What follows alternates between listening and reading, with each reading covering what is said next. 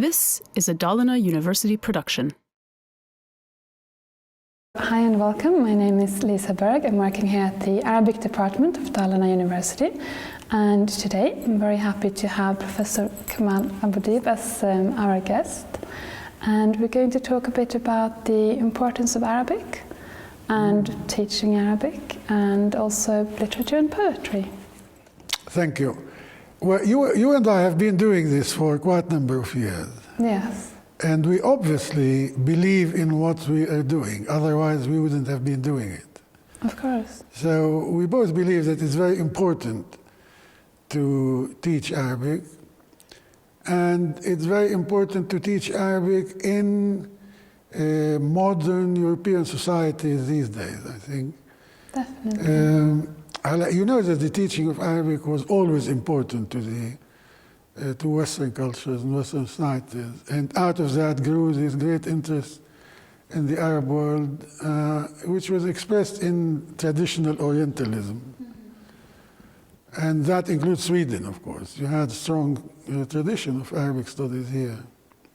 So, but now you feel things are even more important than they were before, don't you? Yeah, I feel languages in general are important to understand other cultures and to get a feel for other cultures. But at the moment, luckily, the interest of Arabic is increasing, and we have a lot of students. And I find that very promising and hopeful.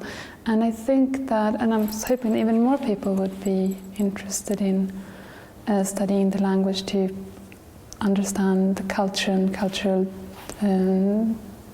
difficulties. I find the same at universities where I work as well. Over the past 10 years in particular, 10 maybe to 15 years, interest in Arabic has practically exploded. We used to walk into classes which had 5 students. On my days at Oxford, for instance, teaching there, you will have 5 students, some classes will have 3, some 4, some 5, and normally up to 7, 8 students. But over the past 10, 15 years, we've seen people in hundreds applying to do Arabic, and of course, most universities can't handle these numbers, so they take smaller numbers. Sometimes we wonder why. Yeah, I was just going to ask you, what do you think about that? Why? I think number one, the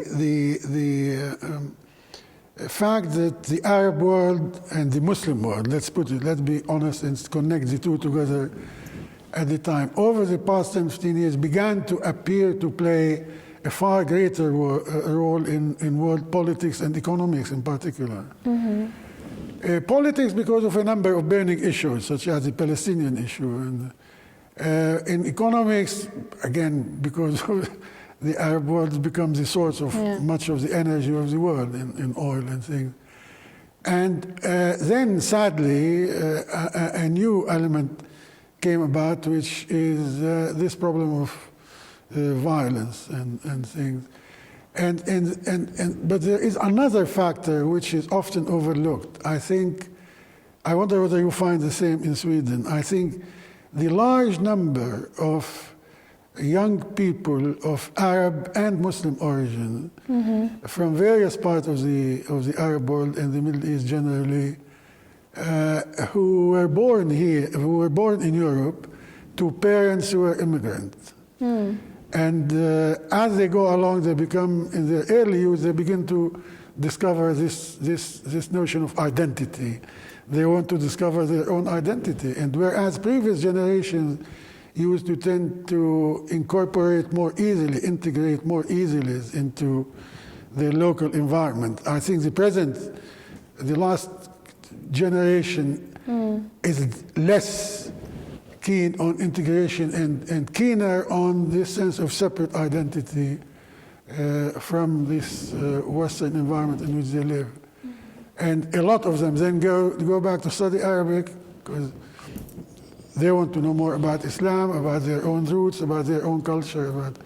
But at the same time, there is an increase in European students studying Arabic. I think some of the students that we have here are also people that have either married or they have someone with Arab origins, or they have friends with Arab origins, and they want to learn a bit of the language to be able to come closer, to maybe speak to other relatives if they travel. A lot of young people these days travel a lot after university and even older, and it's nice to know at least a little bit of the language. I think there's probably also another factor which relates to the nature of European societies themselves, which is that they've become far more open. Far more open to receive other cultures and to know more about other cultures. For instance, when I came to Oxford in the 1960s, it was impossible to find any Arab food or any Arab. I used to buy olive oil at chemists in bottles like this. Whereas now, Arab food, some of it has become almost European homegrown food. What's said about food apply to other things, including culture in the form of books and knowledge. It was very rare to find a book on Arabic literature, for instance, apart from the classic Orientalist texts about ancient Arab.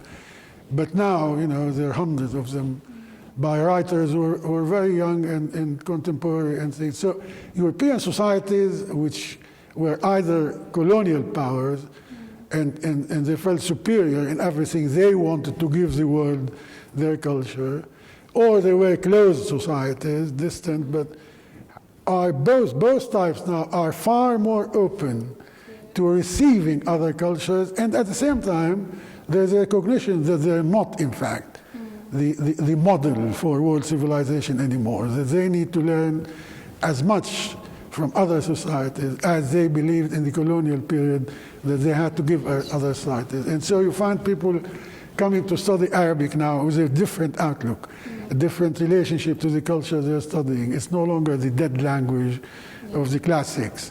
It's the living, pulsing language which has so much to offer, so much richness, great cultural tradition in the past, and some remarkable cultural output in the present. And I think that's also an important factor which I don't think I've seen people talk about. So it's as much about European societies opening up, undergoing a transformation in their nature themselves, in the way they view themselves and they view the outside world, as much as also of the economic and political centrality of the Arab world, that especially since 1970 and the explosion of oil prices and things. So there's a multiplicity of factors, but luckily we are the beneficiaries of that, in that we teach this wonderful language and this incredibly rich literature that we're involved in teaching. And the more students we have, the more we'll enjoy it. That's it. But you just mentioning great literature as well, because it's not just the language that's important, also getting to know the culture through poetry and literature and things like that. Absolutely. And I personally believe that knowing another culture, another society, let's say, knowing another society could never be achieved without knowing its culture, and knowing its culture could never be achieved without knowing its literature. And I've always believed that the key to really getting into the heart of any society is to know its literature. My great friend, the late Edward Said, once remarked in his great book, which I've translated into Arabic Oriental, that the West, so far up to the time he was writing, did not translate Arabic literature because it had a different sort of knowledge of the Arabs. It didn't want to know them as individuals. It wanted to know them as stereotypes. And literature is the epitome of individual knowledge. When you're reading a poem, you're reading an individual human being. You're not reading a stereotype. When you're reading a novel, you're reading one or two or three characters who are real individuals, pulsing with life. And you know their names, you know the way they look, you know how they behave, and you identify with them, and you see them as human beings. Whereas when you're reading economic statistics, or you're reading 2 million barrels of oil produced a day, it's totally inhuman. And literature is the one thing which presents a culture in its pulsing individuality as human beings which are identical with you, you can identify with. And I feel myself, for instance, when I grew up in Syria, my knowledge of whatever I knew about the US came through my reading of literature. And when I came to England, I found I knew it. I genuinely knew it. I knew what to do, how to behave, how to speak, I didn't find much that was strange.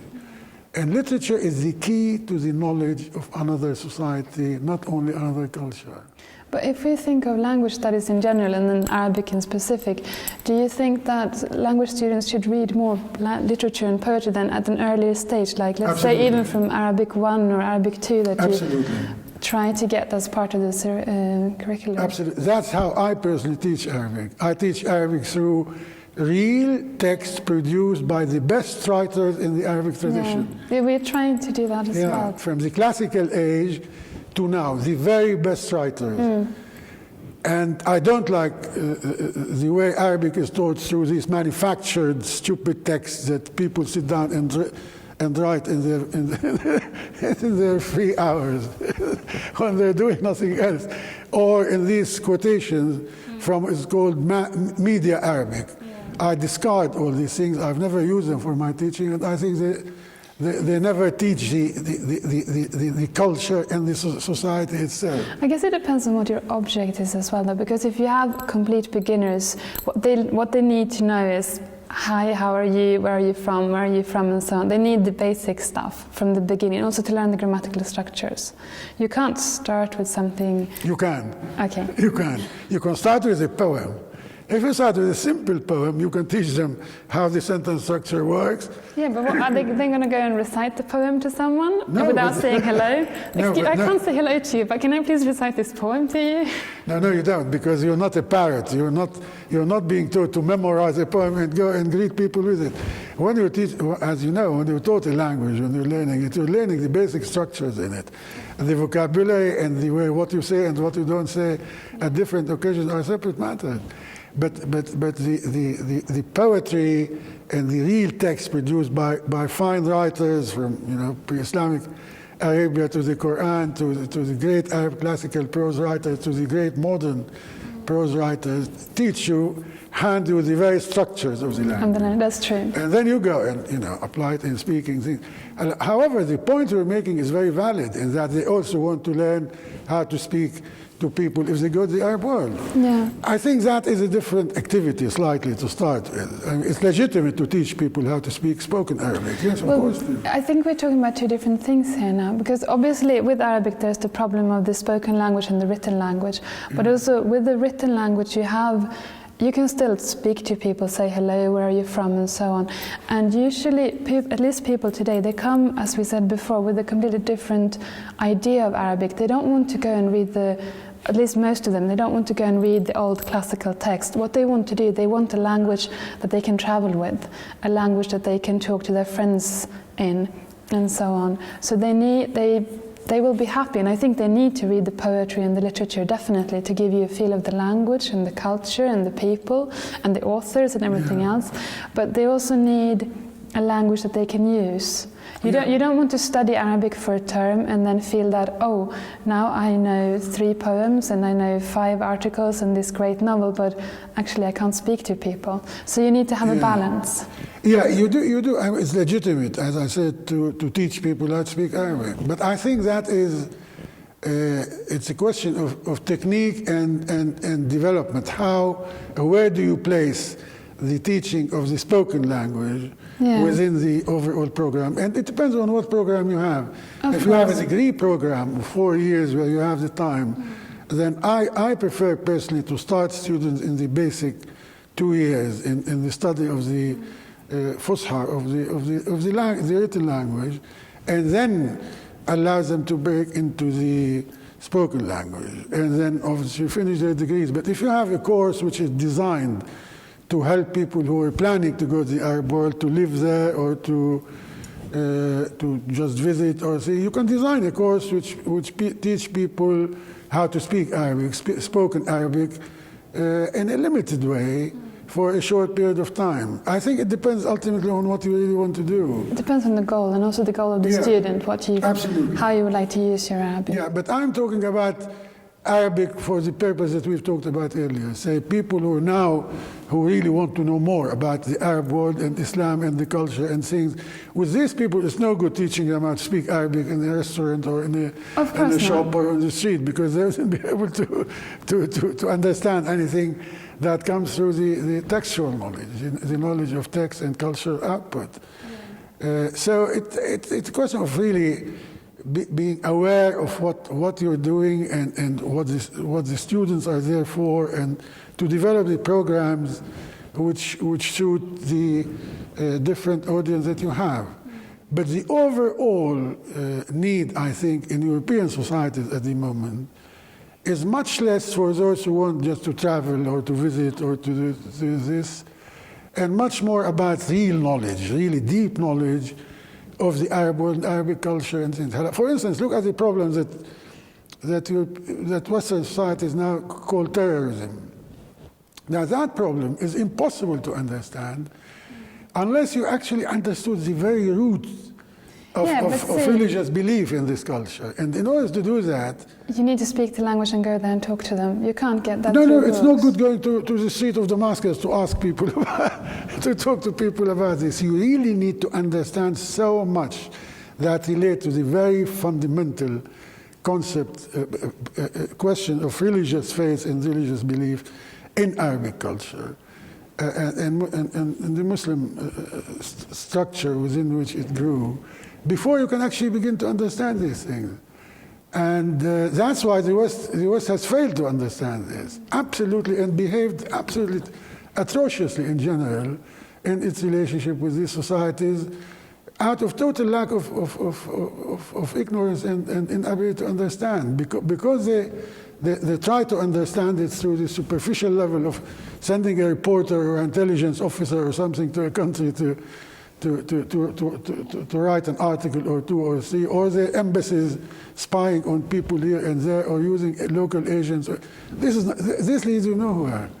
And that is a perfect example now of the need to do Arabic in the most proper and on the deepest level of fashion, to be able to understand the very fundamental structures of faith and belief and the notion of sacrifice, what it really actually means. These issues that relate Islam to other religions, for instance, what attitude does it have to these religions, to Christianity and Judaism, and to non-Christian, non-Jews? These issues you can't understand by teaching people how to speak a local Arabic. However, as we seem to agree, the underlying fact is that we agree over the legitimacy of doing both these things, but in a given context and to serve specific purposes. Yeah. But there's no doubt that the study of Arabic is probably now one of the most important things that you can do. And to some extent, this is beginning to be reflected in the way non-European languages are taught in some European countries. For instance, in England now, you can actually do Arabic and Chinese at secondary schools and even lower. But you don't do French and German anymore. Well, I guess Arabic and Chinese are bigger after all. So, for obvious reasons now. But I know as well that many countries teach Arabic for specific reasons, for the intelligence service, or for. Yeah. How do you feel about that? Is it still good that people learn Arabic, or do you see what I mean? Well, it's good not for Arabs. In fact, the more spies you have, like Shemlan. Shemlan used to be the British school that was founded to train people. The place from which Philby, the famous Philby, came about. And now these people, on the whole, it's said, I don't know myself, but it's said that it taught the spies and things like that, who've done far more damage in the relationship between Britain and the Arab world than anything you can imagine. So they have served very little purpose in a sense. No, I was mainly thinking about learning the language, and then your purpose of learning the language. That many people are learning it these days for well-being, not because they love of Arabic, but rather the opposite. They're still learning the language, but what purposes this serves, from my point of view as a culturalist and an academic, it's probably does a bit more harm than good. And I happen to have actually met and known some of these people who have learned Arabic for this purpose, and I don't think they've done much good service. And occasionally I've seen some of students I've taught myself at British universities, invading Iraq. Do you feel that you wasted your time then? That all the poetry and the literature and all the good ideas and the culture are just gone, or? No, I must admit, I felt it really hurt. The first time I saw a captain who was a student of mine just this summer, a couple of months before the invasion of Iraq, it really hurt, actually. But then, you say, well, maybe he's also learned from you how to approach people and how to deal with them and various things which are positive. But I must admit it hurt. It really did hurt. However, these are side issues which the overall picture, I think, is very promising, is very exciting, and that interest in Arabic culture for I would say for positive reasons has never been as good. That's true, that's true. And also if you travel to Syria, for example, you notice that there are lots and lots of students from France, England, Sweden, Scandinavian countries that come to learn the language and learn about the culture, so yeah. That's right. Mind you, it's also true to say that the study of Arabic has never been, for European students, as rewarding as it is today. Because for the old generations who studied Arabic because they want to learn a bit more about Islam, or because they worked for the colonial powers, they want to understand things about. And what they really want to learn was very limited. Apart from the devoted scholars who worked on Islamic poetry and some aspect of Arabic literature, it was very limited and bookish. And then came a long period in which, if you studied Arabic, there wasn't much on offer. But for the past 100 years, I'd say, especially, the past 100 years, and especially the last half century, studying Arabic will give you access to some of the most wonderful literary output in the world, I'd say. That's true. For instance, Arabic poetry now, I think I've said on many occasions that we have now probably, one or two of the best poets in the world. Yeah. And also when it comes to short stories and novels. Absolutely. Wonderful novels. Fiction, generally, the short stories, the novels, drama, and then art, the Arab artists who, But why this sudden boom now? And where have they all been before? Well, that's a question which will really take you back to the Ottoman period, where the Ottoman rule of the Arab world for 400 years was a major disaster for education, for teaching, for school, for culture, for almost everything. And then you had the modern period, the recent period of just over a century, where there has been a revival of the classical traditions first, which was followed by this new explosion of energy through a process of reviving the classical traditions and at the same time interlacing, as I like using the term, interlacing with Western culture and Western cultural output. And a fusion of the two forces, of this sense of identity which was positive in that there came the recognition of a great cultural past, and interlacing with a great modern European tradition, without a great sense of inferiority, say. Yeah. So that interaction allowed, plus, of course, at a time when education and national governments had greatly contributed to the improvement of education, schools and universities and things, and people studying in Europe and going back to the Arab world to work and things, all that created this environment where a multi-cultural output, if you like, could be produced. And so you had quite a unique mix, I think, into which a great number of different ethnic, religious, political, social, classes and groups and things all contributed to the point where I think Arabic literature now is a very highly rewarding thing to read. And over the past 20 years in particular, the role of women in that is the most exciting thing. Yeah, I was going to come to that. There are lots of female both poets and writers. Yeah, I think that came about out of the same process really, where the great improvement in education and the opening up on the level of social order, more freedom, women became more visible in a sense everywhere. Their contribution in society became much, much stronger, and education then opened the door up for them. So much so that of every 10 students I've taught myself, every best 10 students, 7 were girls always. And then, they blossomed as writers and journalists and painters and sculptors.